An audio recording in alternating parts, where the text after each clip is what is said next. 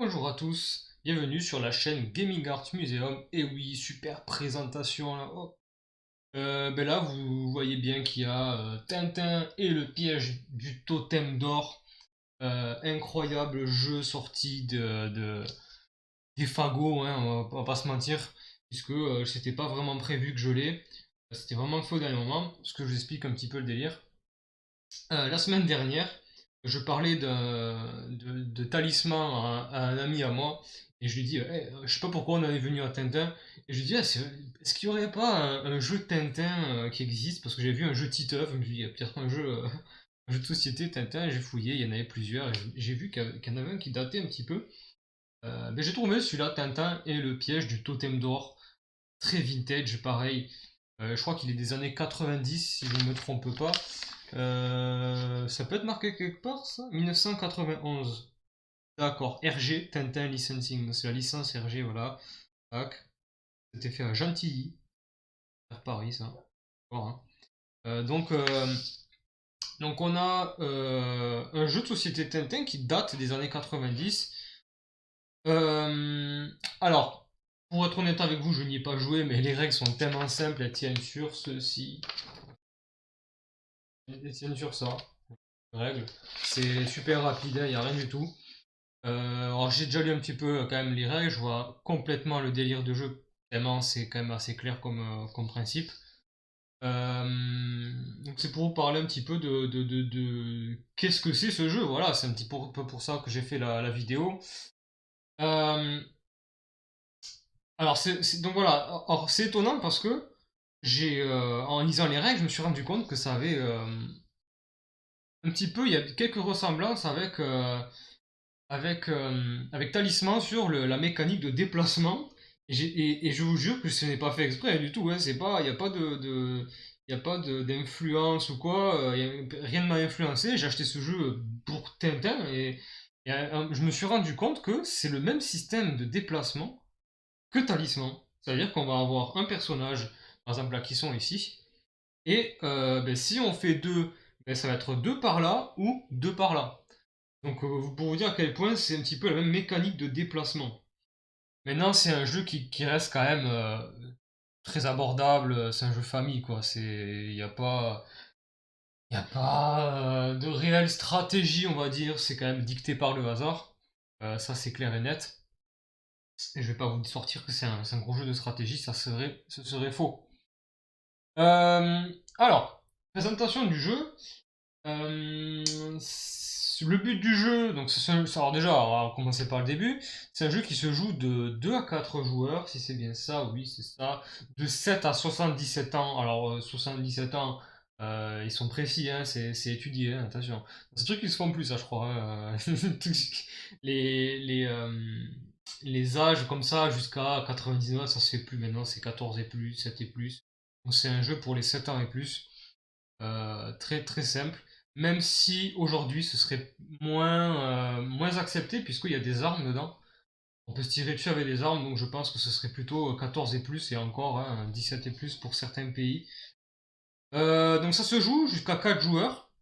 On peut, je vais les retirer, je vais vous montrer ça. C'est un jeu d'occasion, vous en doutez, ce jeu n'existe plus neuf. Pour vous dire un petit peu le truc, quand j'ai essayé de chercher, j'ai trouvé 3 liens, hein. Enfin 3 liens. Voilà, il y avait 3 liens, il n'y avait pas 4000 solutions pour trouver ce jeu, 3 liens et c'était que de l'occasion. Vraiment, c'est un jeu qui est rare, enfin qui est rare, je ne dis pas qu'il coûte très cher, hein, mais c'est un jeu qui ne se fait plus, quoi, tout simplement. Vous pouvez jouer soit le professeur Tournesol, soit Tintin et Milou, soit Dupont et Dupont, soit le capitaine Haddock avec son bachibouzouk, je sais plus ce qu'il raconte comme insulte, il dit quoi? Marin d'eau douce, ça aussi, ça, c'est ma préférée, je crois, celle-là. Marin d'eau douce. Imagine, tu te fais traiter de marin d'eau douce. Franchement, moi, je me vexe. Donc, du coup, on peut incarner ces 4 personnages. Ici, ce sont les points d'enquête que vous voyez ici. C'est les points d'enquête. Donc, plus c'est haut, plus on a des points d'enquête et plus on va vers le bas, plus on peut perdre toute, euh, toute son enquête, tous ces indices que l'on a récoltés. Et tout simplement plutôt tous ces points de victoire, hein, parce que j'expliquais un petit peu le but du jeu, c'est d'avoir le plus de points de victoire, mais ça je pense que vous en doutez. Alors comment on obtient ces points de victoire? C'est justement avec ces totems que vous voyez dispersés tout le long. Ce sont les totems. Et en fait, il va falloir les récupérer, mais il faut que ce soit des vrais totems. Donc, vous allez comprendre au bout d'un moment comment on les a, puisque c'est lié aux actions. Donc à la fin de la partie, celui qui a le plus de totems, sachant qu'il est où? Il est là, le totem d'or, le fameux. Hein. Donc celui qui a le totem d'or, ben, il vaut 2 points. Un totem vaut 1 point, le totem d'or vaut 2 points. C'est celui qui a le plus de totems qui gagne. Voilà. Alors, j'ai les règles sous les yeux, donc normalement il devrait y avoir aucun problème. Je vais pas faire une explication de règles vraiment hyper précise, puisque je sais qu'il y en a déjà une sur YouTube, mais je vais essayer en tout cas, mais je vous dire moi mes petites impressions, ce qui serait sympa, etc. Plutôt après. Alors, en gros, qu'est-ce que j'ai envie de vous dire, c'est que lorsque c'est à notre tour de jeu, puisqu'on commence, là, vous le voyez pas vraiment, oui, le plateau. Je vais placer la caméra pour que vous voyez un petit peu mieux. Voilà, nos protagonistes, je vais y arriver. Ils sont ici, les 4 personnages, ils commencent sur, en gros, à Moulinsart. C'est ça, c'est ouais, château de Moulinsart. Moulinsart, je ne sais pas. Moi, c'est comme ça que je dis. Donc on commence, ça c'est la case de départ. Euh, et quand c'est à ton tour, on va lancer 2 dés. On a le dé, comment il appelle ce dé? C'est le dé de base, quoi. C'est un dé spécial et un dé normal, quoi. Un dé 6, voilà, que vous voyez ici. Et un dé spécial qui a été super mal collé, avec des faces qu'on doit coller nous-mêmes. Hein. C'est un dé custom, voilà. Franchement, il faut vraiment être. Attends, tu te dis, vas-y, je vais acheter un jeu, il faut coller des autocollants et c'est définitif, je vais le coller comme ça. Il faut vraiment être. Voilà quoi. Donc du coup, voilà, il y a un dé, il faut lancer ces 2 dés, d'accord? Donc on les lance. Et en fait, on peut relancer. Ça, c'est le dé de déplacement. Au moins, c'est clair. On peut relancer les dés autant de fois que l'on veut, jusqu'à que l'on atteigne cette face qui nous dit en gros qu'on va se prendre un coup, en fait, on se fait assommer, et du coup on va passer notre tour. Donc c'est du je continue ou je m'arrête. C'est un petit peu ça le concept, c'est du stop ou encore. On va lancer le dé jusqu'à qu'on tombe sur un déplacement qui nous plaise, ou une face qui va nous intéresser, mais ça on va s'intéresser plus tard, après l'action. Donc je lance les dés. Là mon personnage, c'est le capitaine Haddock qui commence. Ben, il n'a pas de chance puisqu'il est tombé directement sur assommé, donc il passe directement à son tour. Vous pouvez, pour éviter ce genre, parce que moi personnellement je suis pas vraiment contre les lancers 2D échecs. Enfin, lors de notre premier lancer dé, je faisais ça pareil pour notre jeu. Sur ton premier lancer dé, tu peux pas passer ton tour, c'est pas possible, il faut qu'il se passe quelque chose au moins. Donc là, si vous voulez faire une variante, mais vous dites que vous pouvez, si votre premier lancer est assommé, vous pouvez relancer une deuxième fois. Par contre, si vous retombez dessus, vous êtes complètement assommé. Là par contre, voilà. Donc admettons, là c'est assommé, le capitaine Haddock, il passe son tour, c'est tant pis pour lui. On passe du coup à Dupont et Dupont qui vont relancer les dés. Ben, ils tombent là, sur la même chose. Donc du coup, alors ce qui se passe, c'est que, admettons, je faisais une autre face, ben là, il a fait 5. Donc 1, 2, 3, 4, 5. Lorsqu'on arrive sur une case, donc c'est les cases, hein, je ne sais pas si vous allez voir, mais c'est Bordurie, Royaume-Uni, Site Davy, Suisse, Belgique. Donc il y a un mix de lieux qui existent et des lieux qui n'existent pas, qui ont certainement été créés par Hergé, par l'auteur. D'ailleurs, je sais même pas si les totems d'or ils existent en livre. Je pense pas, mais peut-être que je me trompe. Donc, tous les lieux sont identiques, c'est juste que il l'indique directement, c'est que parmi ces totems, il y en a seulement 8 qui sont véritables, véridiques, véritables, authentiques. Voilà, on peut dire ça comme ça. Ce sont des vrais totems et les autres ce sont des faux, c'est de la pacotille. Donc, lorsqu'on atterrit sur une case, là j'atterris en borderie, parce que j'ai choisi ce lieu, au début c'est un petit peu random, je vais pouvoir enquêter sur le totem du lieu en question. D'accord? Celui qui est ici. Et pour cela, pour ce faire, on va prendre l'écran qui a été mis à disposition par le jeu et on va voir si c'est un vrai. Mais cela, le joueur doit le faire à l'abri des regards des autres joueurs. Il doit le faire en secret et seul lui saura si ce totem est vrai ou faux. Et cela marche par un système d'aimant, voilà, comme ceci. Donc il m'indique que ce totem est vrai puisqu'il ne bascule pas, il ne tombe pas. Donc moi seul le sais puisque je me suis caché pour le savoir. Voilà. Je sais qu'il est vrai. Et à ce moment-là, alors, c'est un totem piégé. Donc voilà, le jeu replace le totem au centre de case enquête puisque le totem a été on a déjà enquêté sur ce totem. Donc il le place au milieu du lieu pour dire qu'il a déjà été euh, examiné. On va dire ça comme ça. Il a été examiné. Une fois que c'est fait, on va se fier au dé d'action. Je sais pas trop comment il l'appelle. Au dé spécial qu'ils disent. Et là, on va effectuer ce qui est indiqué dessus. Alors, je vous explique un petit peu qu'est-ce qu'il y a sur ce dé. Donc là, je vous le rappelle, c'est se faire assommer. Ensuite, lorsque vous croisez le symbole +1, vous allez pouvoir gagner un point d'enquête. Les points d'enquête, ce sont ceux-là. C'est ces points qui sont sur notre fiche de personnage et qu'on va pouvoir gagner, voire perdre. Je vais expliquer comment plus tard on va en perdre. En tout cas, ce dé va en quelque sorte nous demander d'ajouter un point d'enquête pour l'en récupérer. Ce dé nous permet de tirer une carte de la pile qui est ici. Il y a une tas de cartes avec des cartes super intéressantes parce que c'est un petit peu l'essence du jeu. On va piocher une carte. On peut tomber sur par exemple Abdallah. J'ai pris au hasard. L'arrivée d'Abdallah au château annonce les pires catastrophes. Rastapopoulos est placé sur la case paquebot et tous les personnages reviennent à Moulinsart mais ne gagnent aucun point d'enquête. Voilà un petit peu le truc, puisque là, vous l'avez pas dans le champ, mais regardez, qui c'est qu'il y a là? Il y a l'incroyable Rastapopoulos, qui est sur son bateau, prêt à en découdre, bien sûr. Prêt à en découdre. Euh, donc voilà, ce symbole nous indique de tirer une carte de la pile, la lire à voix haute, puis on applique les effets. Donc là, je vais faire un petit exemple. Il y a certaines cartes qui nous disent en gros de les garder en fait devant nous. Il y a des cartes qui se jettent, il y a des cartes qui s'utilisent de différentes manières, je vais expliquer ça après. Et ensuite ça, j'y reviendrai un peu plus tard, c'est la phase du dé Rastapopoulos, c'est pour que ce personnage puisse se déplacer, s'activer tout simplement.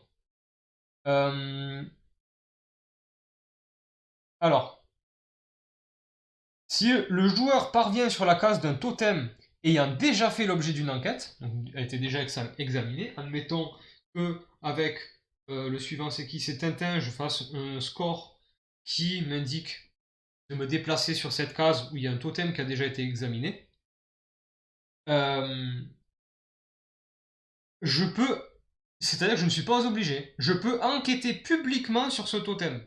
C'est-à-dire que je vais à l'abri de, pas à l'abri justement, sous les regards de tous les joueurs, le tester publiquement, c'est le principe, et de dire, ah ben c'est un bon.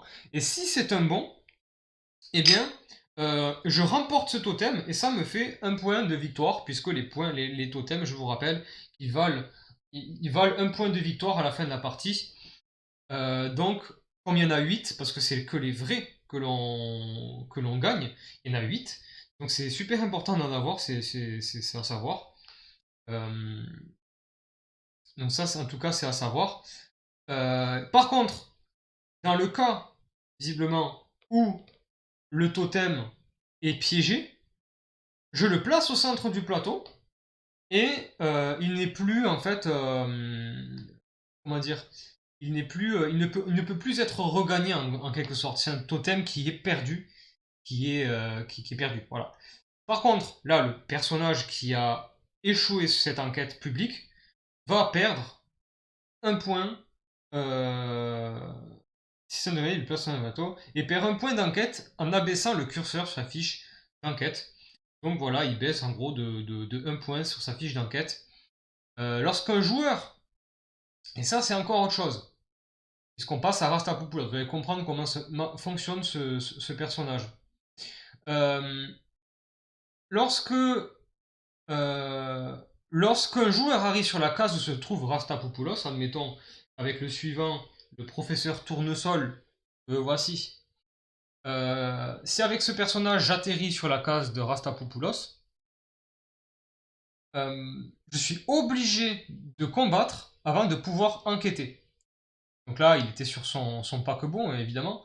Il désigne un joueur au choix pour jouer le rôle du bandit qui va en quelque sorte lancer les dés pour le méchant, quoi. Moi, professeur Tournesol, je vais lancer le dé et essayer de faire plus le score le plus élevé en gros pour gagner en gros le combat. Si à égalité on recommence, on refait une manche jusqu'à qu'il y ait quelqu'un qui domine en gros le combat et qui gagne. Si Rastapopoulos est vaincu, qu'on lui met une belle tannée, eh ben, le joueur peut enquêter sur la case où il était, parce qu'en fait il est gardien d'une case, c'est lui qui protège en gros les totems. Si Rastapopoulos est vainqueur de cette bataille, quoi, de ce combat, le joueur perd 2 points d'enquête et passe son tour. Ça, c'est vraiment méchant. C'est-à-dire que si on perd sur Rastapopoulos, eh bien, on passe notre tour et surtout on perd 2 points d'enquête. Là, le professeur Tournesol, il perdrait 2 points d'enquête. Ça, c'est. Ça fait mal au derche. Voilà. Alors, le dé spécial. J'y reviens dessus, parce que c'est vrai que c'est un petit peu curieux, c'est une curiosité au départ. Le joueur ne tient compte du dé spécial qu'après s'être déplacé, comme je vous disais, et avoir éventuellement enquêté sur un totem. Si le dé spécial indique le plus 1, on regagne des points, parce que je rappelle, ce qui nous en fait perdre, à part Rastapopoulos, c'est le fait de faire des mauvaises enquêtes, mais ça peut arriver à tout le monde. Ça nous permet de tirer des cartes enquête, hein, je sais pas comment ils appellent ça, des cartes de la pile, tout simplement. Ils appellent ça comme ça. Et là, Rastapopoulos, je vais expliquer, maintenant que j'ai expliqué ce à quoi ça correspond. Il déplace obligatoirement Rastapopoulos, sauf sur Moulinsart et sur la case qu'il occupe lui-même. Il peut l'amener sur une case occupée. Donc, on déplace Rastapopoulos. Il peut l'amener sur une case occupée par un ou plusieurs personnages et en désigner un pour combattre. Donc il peut désigner un personnage et dire bon ben c'est toi Tintin qui va combattre Rastapopoulos. Et donc là il se passe les mêmes choses que dans le combat classique contre Rastapopoulos.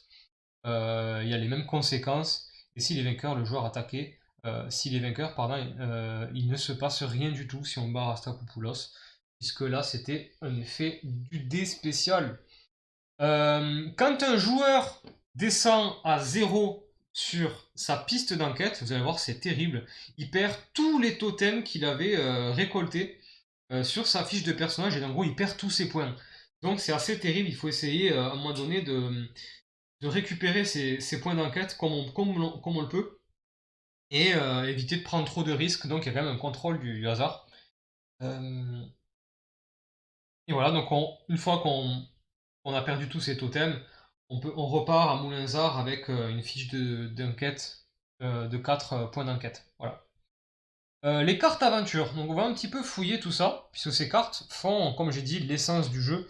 Vous avez voilà, tous les personnages de la série, en gros, hein, de Tintin. Vous avez des cartes un petit peu intrigue, j'ai envie de dire, de rencontres de personnages. Vous avez des cartes armes. Alors j'explique ce que c'est en fait. La plupart des cartes personnages sont jouées immédiatement.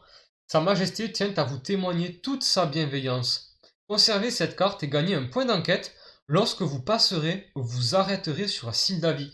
Et ça, c'est super intéressant parce qu'on va essayer de lancer les dés jusqu'à qu'on atterrisse à un moment donné sur les cases qui nous intéressent pour tenter de faire ces cartes. C'est un mélange en fait de stratégie et de quête, en gros, avec ces cartes-là.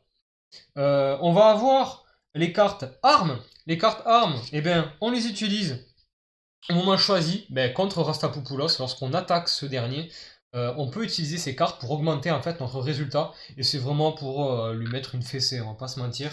Là, si on utilise des armes, on a de grandes chances, surtout celle-là, d'annihiler en fait l'ennemi quoi, de Rastapopoulos quoi. Donc avant d'engager un combat, c'est ce qu'ils disent. Un joueur peut utiliser une carte arme, c'est avant le combat. C'est pour ça que c'est un petit peu, on peut le tester, voilà. On peut utiliser qu'une carte combat pour jouer. Donc ça c'est sûr, c'est indiqué dans les règles. Il n'y a pas de magouille d'ajouter des cartes. C'est pas San Andreas, on peut pas avoir de pistolet dans les mains. Il ajoute alors la valeur inscrite dans le carré blanc de cette carte, voilà, le résultat de son dé. C'est exactement ce que je vous disais. Ensuite, vous allez avoir, j'espère que je vais les trouver, les cartes hydravion. Ça aussi, c'est des cartes spéciales, puisque les cartes hydravion, un joueur peut utiliser cette carte avant de lancer les dés pour jouer.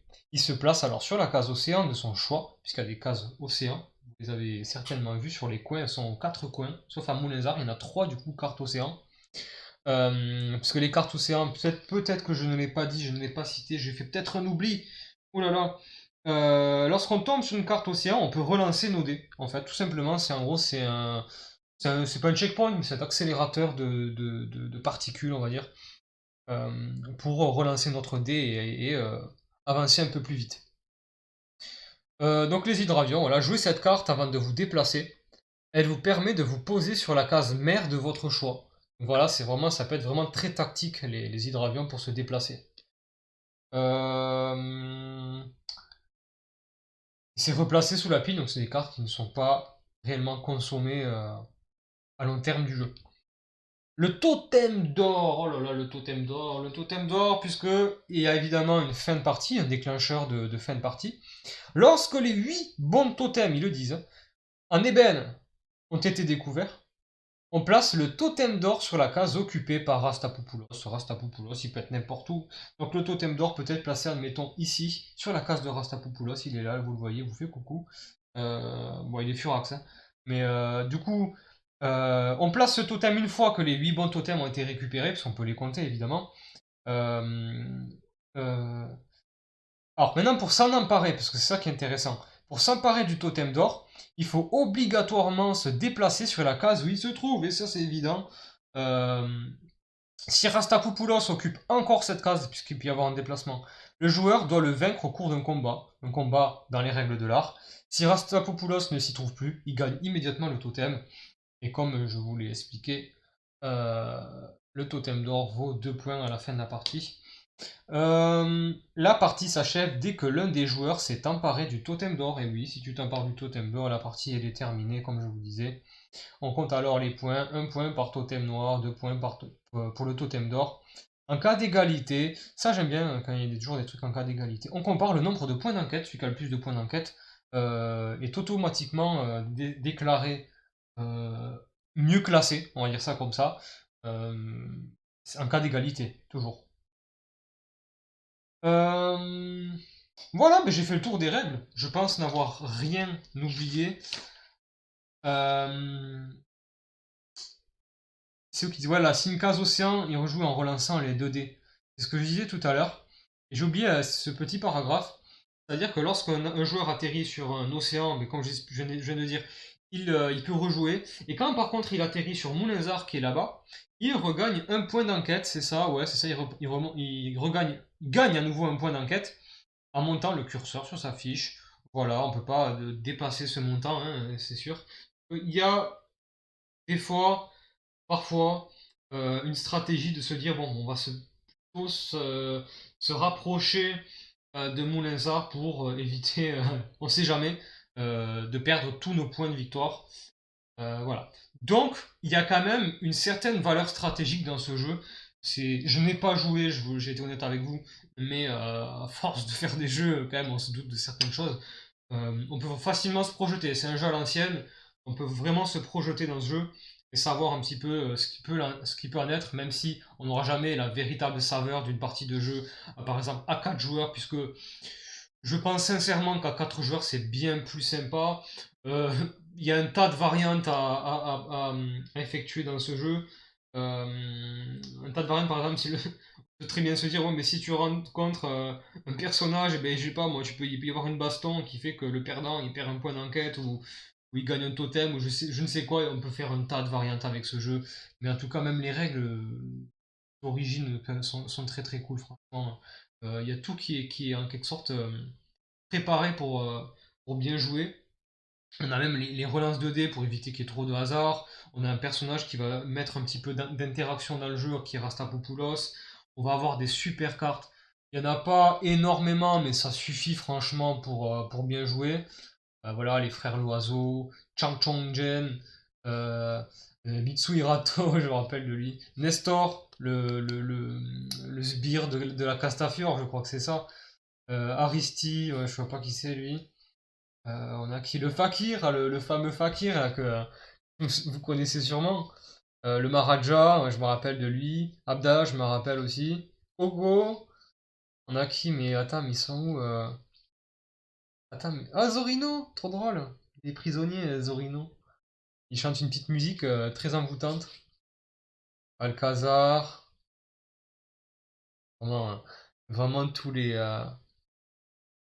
Voilà, Ranko, la Castafiore. Ah, putain, regardez ça, quoi. Castafiore, hein. C'est pas beau, ça. Voilà. Excellent celui-là aussi. Euh, Donc voilà, toutes les cartes sont vraiment faites aussi pour. Les effets de cartes, je les trouve vraiment top.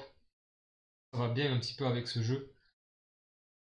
Donc voilà, donc ce que j'en pense, je peux pas vous promettre quoi que ce soit au niveau de la qualité de jeu puisque je n'ai pas joué, mais vraiment ça a l'air vraiment sympa, c'est un jeu où on se prend pas la tête, il y a un petit peu de strat, il peut y avoir des rebondissements, et il y a du mytho en plus puisqu'on va tester les totems et on peut vraiment mentir pardon, et parce qu'avec l'écran en fait on peut simuler, j'essaie de me projeter mais je pense qu'on peut simuler, parce qu'en fait quand ça émonte ça fait un bruit. Donc le joueur, soit il fait délicatement, je pense que c'est le petit truc, ou alors tu peux vraiment le mytho en mode, tu peux faire le bruit en mode, oh mais putain, ah, ça s'est monté. Il est bon celui-là, il est bon. Donc tu peux vraiment bluffer en fait pour des totems, pour essayer de manipuler un petit peu les autres. Je trouve que ce qui est bien avec ce jeu, c'est que au-delà du côté vintage et immersion de l'univers, etc. Enfin, si on aime Tintin, franchement, on va franchement s'amuser. Mais je veux dire, au-delà de ça, il y a quand même, je trouve, tous les éléments, tous les rituels qui sont là pour, en gros, qu'on passe un bon moment, puisque moi j'adore quand il y a un petit peu tous les rituels, comme j'ai dit, qui sont là pour, en fait, donner au jeu une véritable saveur. Le bluff, la tactique c'est les déplacements, la stratégie. Il y a quand même pas mal de choses pour un jeu, franchement, qui paye pas de mine, truc Jonathan, jeu des années 80, des années 90. Voilà, franchement, il paye pas de mine ce jeu. On le voit là. Regardez un petit peu la boîte. Regardez cette boîte. On a l'impression que. Et franchement, quand on achète ce jeu, on a l'impression d'acheter un puzzle. Un puzzle Tintin. Tu sais, tiens, j'ai acheté un puzzle Tintin. Ben non, dedans, il y a un jeu de société qui est magnifique. Euh, donc voilà. Donc je recommande pour ceux qui aiment les jeux comme ça, un petit peu, pas prise de tête, simple à comprendre, hein. Vous l'avez vu, j'ai lu les règles avec vous. Enfin, franchement, c'est vraiment pas compliqué. Donc voilà, je pense avoir tout dit sur Tintin et Milou avec ses amis. Mais écoutez, je ferai une partie de jeu, je ne ferai pas d'autres vidéos sur Tintin, mais ça me semble pas utile en tout cas. Mais ben merci à ceux qui ont suivi la vidéo. Franchement, moi c'était un plaisir de faire cette vidéo, franchement, et d'avoir ce jeu. C'est cool parce que je l'ai eu tout à l'heure, hein. Je suis allé chercher au bureau de tabac, dans un point relais. Et j'étais là, waouh, je trouve cool, j'étais super content de le déballer, enfin voir ce qu'il y avait là-dedans. Et voilà, donc je suis super content. Je vous dis à la prochaine pour la prochaine vidéo, comme d'habitude. Et je vous souhaite une bonne soirée à tous. Allez, ciao, ciao, à la prochaine.